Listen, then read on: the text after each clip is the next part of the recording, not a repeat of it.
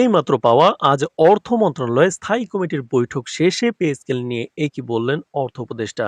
তো দর্শক, নবম পে স্কেলের আজকের সবচেয়ে বড় নিউজটি শেষ পর্যন্ত দেখুন এবং শুরুতেই চ্যানেলটি সাবস্ক্রাইব করে ভিডিওটি কন্টিনিউ করুন পরবর্তীতে নবম পে স্কেলের সকল নিউজ সবার আগে পেতে।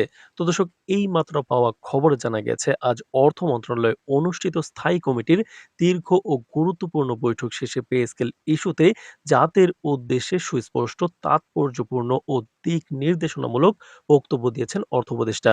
বৈঠক শেষে সাংবাদিকদের সঙ্গে কথা বলতে গিয়ে তিনি বলেন, পে স্কেল কোনো বিচ্ছিন্ন প্রশাসনিক সিদ্ধান্ত নয়, এটি সরাসরি রাষ্ট্রের সামগ্রিক অর্থনৈতিক কাঠামো, সামাজিক ভারসাম্য এবং লাখো সরকারি কর্মকর্তা কর্মচারীর জীবনের সঙ্গে গভীরভাবে জড়িত একটি মৌলিক নীতিগত বিষয়। তিনি স্পষ্টভাবে জানান, সরকার এই ইস্যুকে আর খণ্ডিতভাবে দেখছে না, বরং এটি একটি জাতীয় বাস্তবতা হিসেবে বিবেচনা করে সমন্বিত, টেকসই ও দীর্ঘমেয়াদী সমাধানের পথে অগ্রসর হচ্ছে। বৈঠক শেষে বক্তব্যে অর্থ উপদেষ্টা আরও স্পষ্ট করে জানান, সরকার ইতিমধ্যেই নির্দিষ্ট সময়সীমা নির্ধারণ করে পে স্কেল সংক্রান্ত প্রজ্ঞাপন জারির প্রস্তুতি নিচ্ছে। তিনি বলেন, আমরা লক্ষ্য নির্ধারণ করেছি ১০ তারিখেই পে স্কেল প্রজ্ঞাপন জারি করার। সেই লক্ষ্যকে সামনে রেখে দ্রুত গতিতে প্রশাসনিক, আইনি ও কারিগরি সব ধরনের কাজ এগিয়ে নেওয়া হচ্ছে।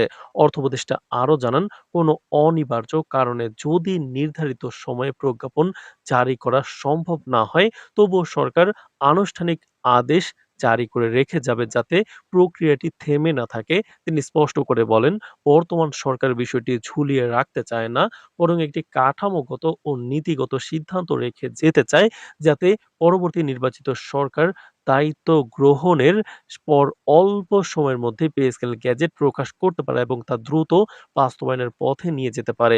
এই বক্তব্যের মাধ্যমে অর্থ উপদেষ্টা কার্যত জানিয়ে দেন, পে স্কেল ইস্যুতে সরকার শুধু প্রতিশ্রুতির রাজনীতিতে নেই, বরং একটি বাস্তব, লিখিত ও প্রশাসনিক কাঠামোর মধ্য দিয়ে সিদ্ধান্তকে চূড়ান্ত রূপ দেওয়ার দিকেই এগোচ্ছে।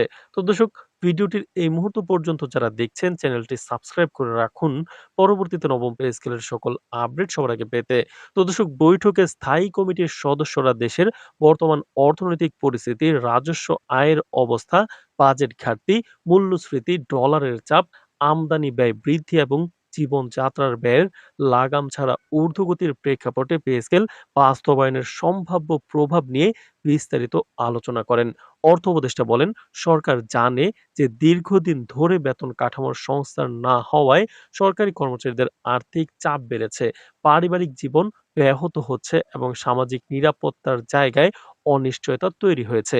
এই বাস্তবতাকে অস্বীকার করার সুযোগ নেই বলেই সরকার বিষয়টিকে সর্বোচ্চ গুরুত্ব দিয়ে বিবেচনা করছে।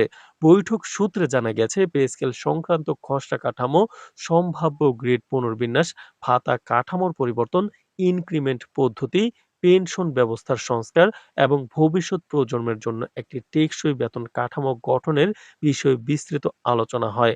অর্থ উপদেষ্টা জানান, এই পুরো প্রক্রিয়াটি শুধুমাত্র একটি গ্যাজেট প্রকাশের মধ্যেই সীমাবদ্ধ নয়, বরং এটি একটি দীর্ঘমেয়াদী কাঠামোগত সংস্কারের অংশ, যার লক্ষ্য হবে একটি আধুনিক, স্বচ্ছ ও ন্যায়ভিত্তিক সরকারি বেতন ব্যবস্থা গড়ে তোলা।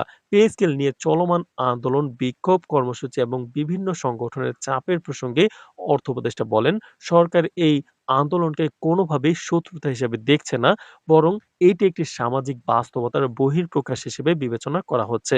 তিনি বলেন, কর্মচারীদের দাবি কেবল আর্থিক নয়, এটি সম্মান, মর্যাদা ও নিরাপত্তার প্রশ্ন বটে। সরকার চায় আলোচনার মাধ্যমে ধৈর্য ও দায়িত্বশীলতার সঙ্গে এই সংকটের সমাধান করতে, যাতে রাষ্ট্রীয় স্থিতিশীলতা, প্রশাসনিক কার্যক্রম এবং নাগরিক সেবা ব্যবস্থায় কোনো অচলাবস্থা তৈরি না হয়। তো দর্শক, ভিডিওটির এই মুহূর্ত পর্যন্ত যারা দেখছেন, চ্যানেলটি সাবস্ক্রাইব করে রাখুন পরবর্তীতে নবম পে স্কেলের সকল গুরুত্বপূর্ণ আপডেট এবং নিউজ সবার আগে পেতে।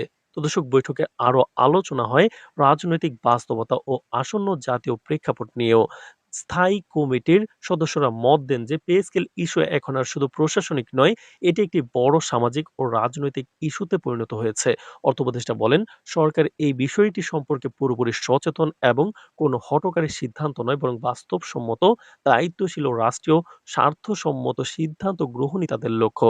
তিনি আরো বলেন, সরকার এমন একটি সমাধানের দিকে যেতে চায় যা একদিকে রাষ্ট্রের আর্থিক সক্ষমতার সঙ্গে সামঞ্জস্যপূর্ণ হবে, অন্যদিকে সরকারি কর্মচারীদের ন্যায্য অধিকার নিশ্চিত করবে। আমরা চাই না এমন কোনো সিদ্ধান্ত হোক যা ভবিষ্যতে দেশের অর্থনীতির উপর অপ্রয়োজনীয় চাপ সৃষ্টি করবে।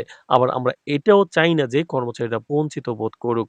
বৈঠক শেষে সাংবাদিকদের উদ্দেশ্যে এমন মন্তব্য করেন অর্থ উপদেষ্টা। বৈঠকের প্রশাসনিক সূত্রগুলো জানায়, পে স্কেল নিয়ে একটি সমন্বিত সিদ্ধান্ত কাঠামো তৈরির কাজ করছে, যেখানে অর্থ মন্ত্রণালয়, জনপ্রশাসন মন্ত্রণালয়, পরিকল্পনা বিভাগ এবং উপদেষ্টা পরিষদের একাধিক ইউনিট যৌথভাবে কাজ করছে। এই কাঠামোর মাধ্যমে ধাপে ধাপে সিদ্ধান্ত, গ্যাজেট প্রণয়ন, প্রজ্ঞাপন জারি এবং বাস্তবায়ন প্রক্রিয়া নির্ধারণ করা হচ্ছে। রাজনৈতিক ও অর্থনৈতিক বিশ্লেষকরা মনে করছেন, আজকের এই বৈঠক ও অর্থ উপদেষ্টার বক্তব্য পে স্কেল ইস্যুতে সরকারের অবস্থানের একটি গুরুত্বপূর্ণ মোড় নির্দেশ করছে। তো দর্শক, ভিডিওটির এই মুহূর্ত পর্যন্ত যারা দেখছেন, চ্যানেলটি সাবস্ক্রাইব করে রাখুন পরবর্তীতে নবম পে স্কেলের সকল আপডেট সবার আগে পেতে। আজ এ পর্যন্তই। ধন্যবাদ।